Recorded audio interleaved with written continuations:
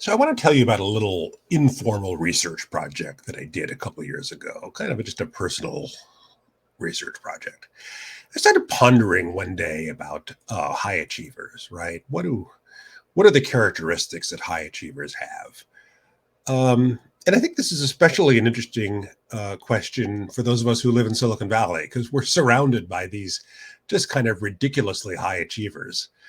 And so, what is it that they have? What are the characteristics and habits that high achievers have that allow them to just kind of achieve whatever it is that they choose to take on, while the rest of us, struggle just to keep up.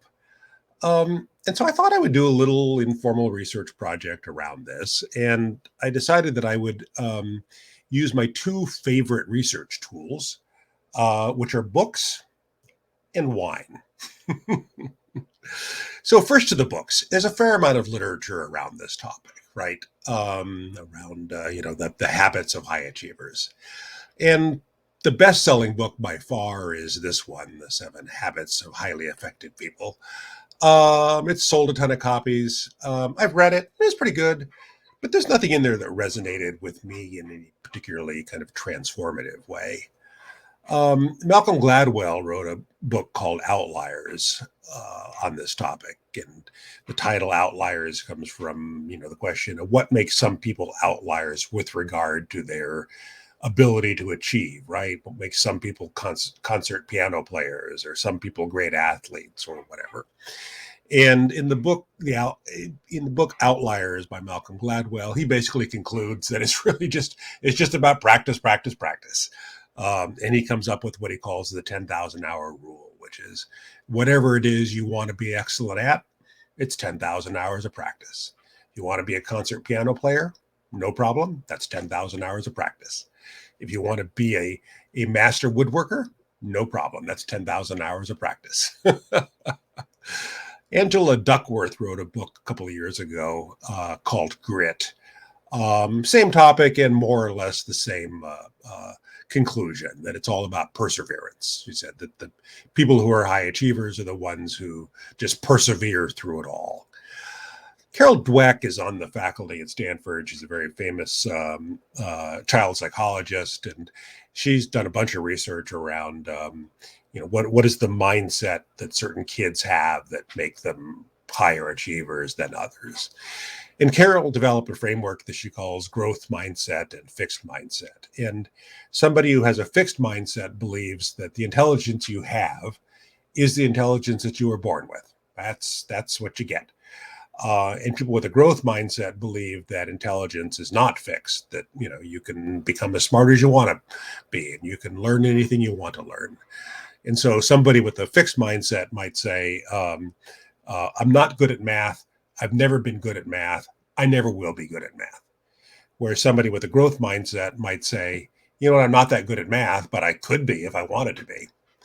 And so she, through all of her research, sort of concludes that kids who have a growth mindset are the ones who go on to higher achievement, because they believe that they can learn anything they want to learn. It's another very famous Stanford experiment. You may have heard the Stanford Marshmallow experiment. They took a bunch of kids, I think in the 6 to 7 year old kind of range. And the researchers would put them kids one at a time in a room, put a marshmallow on the table in front of them, and say, you can eat this marshmallow now, or when I come back in 10 minutes, if this marshmallow is still here, I'll give you a second marshmallow. So basically, you can double your marshmallow count if you'll just wait 10 minutes. And some of the kids were able to wait 10 minutes and not eat the one in front of them and get more mushrooms. And some of the kids did not have the ability to delay gratification, and they just ate the marshmallow. And then the researchers tracked these kids over the next several years, and they found that the ones that could embrace the notion of delayed gratification were the ones who went on and scored higher on academic achievement scores and all that stuff. So having read a variety of books on this topic, I then moved on to my favorite part of the research project, which was drinking wine. I took various friends of mine who are high performers out for a glass of wine, and I said, so what do you think what do you think the characteristics of high achievers are? What are the habits that high achievers have that maybe the rest of us don't? So the first one I took out for a glass of wine was my drinking buddy, Jason, very successful, high achieving guy. I said, Jason, what do high achievers have? And his answer was they have the habits of a lifelong learner. That high achievers are the kind of people who are always looking stuff up, always learning more, always reading books on new topics. If they're in a meeting and they hear about a term they're not familiar with, first thing they do after the meeting is they look it up and familiarize themselves with the term. And that people who have those habits of a lifelong learner are the ones who go on to high achievement. Jessica Lesson, super high achiever. She's the founder and CEO of The Information. And I had a chance to take Jessica out for a glass of wine and pose this question to her. And Jessica's answer was that all of us have something that we are 10 times better than anybody else are at, right? So some people are just 10 times better at math than anybody else. Some people are 10 times faster at reading than anybody else. Some people are, 10 times better at playing musical instruments than anybody else. And Jessica says the key is to focus on your 10x, determine what your superpower is, and then focus your career around your particular superpower. And that's the secret to achievement. One night I was at a dinner at Stanford, and I was seated next to the dean of the law school. And I said, Liz, so you basically select for high achievers for a living, right? In the sense that law school reviews a lot of applications and decides within the applications who are the ones to admit, who are the ones who are likely to go on to succeed. So what do you think the common threads are? And Liz answered intellectual curiosity. She said, we're looking on the applications, we're looking for the applicants who took a semester abroad to study somewhere and learn a second language just because they wanted to learn a second language, or the students who signed up for a bunch of clubs in undergrad because they were interested in a wide range of topics, or the applicants who decided to take up glass blowing on the island of Murano just because they were interested in it. And so that those people who have intellectual curiosity are the ones who we believe go on to great success. I did not go out for a glass of wine with Warren Buffett, I'm sorry to say, but I was drinking a glass of wine when I read an interview with Warren Buffett, where he was asked by the interviewer about, what was the secret to his success as an investor. And in this interview, Warren Buffett talked about the great baseball hitter, Ted Williams. He's the last person to ever hit over 400 for a batting average in a season, way back in 1941. And nobody in the history of baseball has ever had a batting average that high as Ted Williams did. And Warren Buffett says that the secret to Ted Williams' success as a baseball hitter is that he never swung at a bad pitch. He would stand there and he'd watch pitch after pitch go by, and he'd only swing at the good ones. He'd only swing at the pitches that were right smack in his wheelhouse, pitches that were right in the area that he knew was his particular focus of strength. And he had the patience and the discipline to just stand there and watch pitch after pitch go by and not swing at one unless it was right in his sweet spot. And Warren Buffett says that's also the secret to his success as an investor, is that he sees pitches all week long, and he only swings at the ones that are in his sweet spot. He only swings at the ones that are right smack, at the heart of his investment thesis. And I love that answer. And I think part of the reason that answer resonated with me personally is that I think I spent too much time early in my career kind of swinging at opportunities that were out of my sweet spot. And I think once I learned to, only swing at the opportunities that were right smack in my sweet spot, I think I became a more successful person.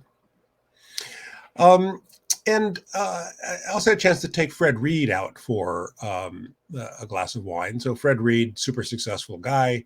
He's run some very, very large organizations. And I said, so Fred, what do high achievers have, do you think? And his answer was empathy, smarts, and tenacity. I said, okay, so Fred, smarts and tenacity, could have predicted that, right? But you led with empathy. Why did you lead with empathy? And Fred said, well, here's the thing, is that success in life, and in particular success in business, has to do with being able to successfully negotiate with all of the humans around you, right? In the organization, you're always negotiating with those above you in the organization, those below you in the organization, with your peers, with vendors, with suppliers, with customers. It's all about successfully negotiating quickly and easily and effectively all the different things one has to negotiate on a daily basis. And if you ever take a class in negotiation skills, if you take a class in successful negotiation, they'll always say that the first step is to understand where the other person is coming from. You have to put yourself in the other person's shoes before you can successfully negotiate anything with them. And Fred says that some people who have the empathy gene are more quickly and easily able to understand the other person's point of view, which gets you more rapidly and effectively to a successful negotiation. And I love that answer, partly because I think it's brilliant, and partly because you may remember from our session 3 together, when we talked about design thinking, that the number one step in the design thinking framework is empathy. Lastly, I had a chance to take my friend Lewis out for a glass of wine. Lewis and I were business school classmates together. Again, super high achieving guy. And I said, Lewis, what do high achievers have? And he said gratitude. And I'm like, wow, gratitude. Okay, so tell me more about that. And Lewis said, there are some people who just kind of go through life with negativity. They're negative about everything. And they spend too much time focusing on what they don't have. They spend too much time focusing on the things that they don't have, that they wish they had, the things that they should have had, that they don't have, the things that other people have that they don't have. And if you're wasting half of your day kind of moping about crap like that, you're not going to get anything done. Whereas other people naturally kind of have a positive outlook on life and are grateful for everything they have. They're grateful for their friends and family. They're grateful for having a roof over their head and having food to eat. And if you go through life with gratitude, that frees up your brain to focus on creativity and productivity. And I thought that was a wonderful answer, really, that Lewis said, that high achievers have gratitude. They don't waste their time being negative about stuff.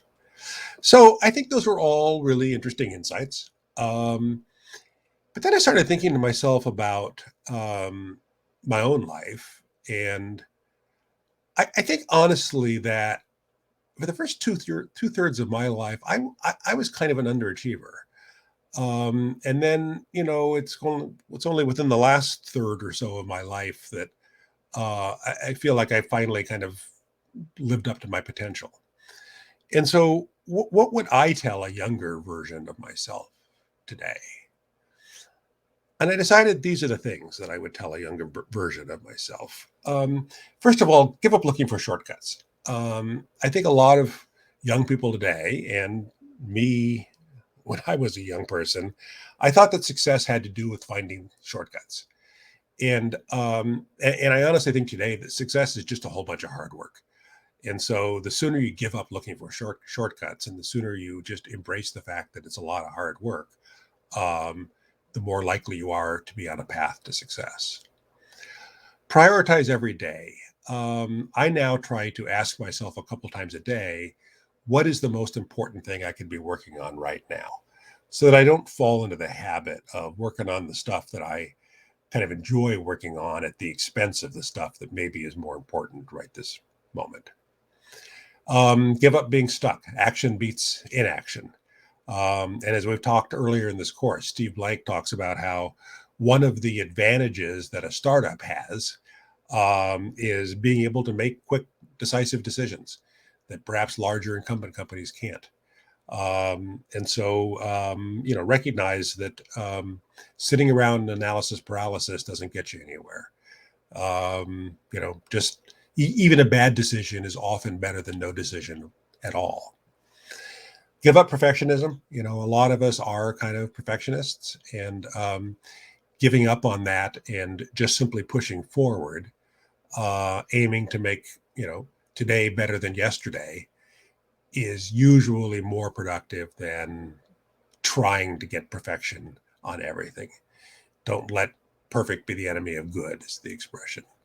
And as you know, with regard to entrepreneurship and startups, a lot of us don't want to ship that first product until it's absolutely perfect. But as Reid Hoffman at Greylock Ventures says, if you are not embarrassed by the first version of your product, you ship too late. You need to learn to embrace imperfect things in order to move forward. There's an engineering expression, design large, implement small.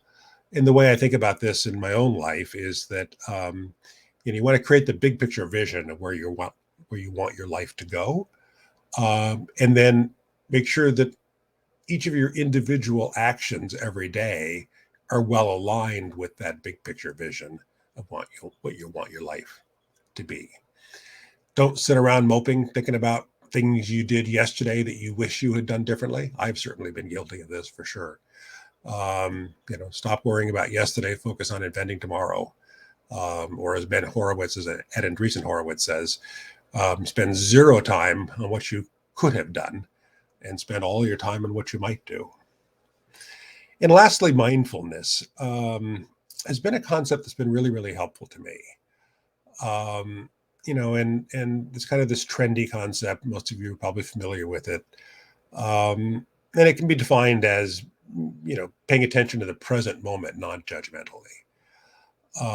But my favorite description of mindfulness was a faculty member at Stanford. I was chatting with her one day. She's kind of a specialist in this field. And I said, what do you think mindfulness is all about? And she said, the great American mantra is, oh shit. Meaning that when things happen, we immediately attach negative judgment to them. And mindfulness is shortening that to just, that when things happen, don't attach negative judgment to them. Just kind of acknowledge that they happened. And this has been super helpful to me. And I think that it's a good thing to think about with regard to being an entrepreneur, because the life of being an entrepreneur is filled with, it's a roller coaster life, right? It's filled with good things that happen and bad things that happen. And the goal is to have an even keel, right? You're going to lose a big client in the morning and you're going to get a big new client in the afternoon. And you don't want to get too high or too low when any of those things happen. And so this notion of shortening oh shit to just when things happen, acknowledge them, but don't attach negative judgment to them has been very helpful to me. So those are some of my thoughts about this interesting topic of what makes for high achievers. What are the habits that all of us can embrace to help us get more done every day? And I'd love to hear your thoughts. So send me a note, send me a Slack message. Tell me what habits you think high achievers have, and tell me what advice you think all of us can benefit from. Thanks very much.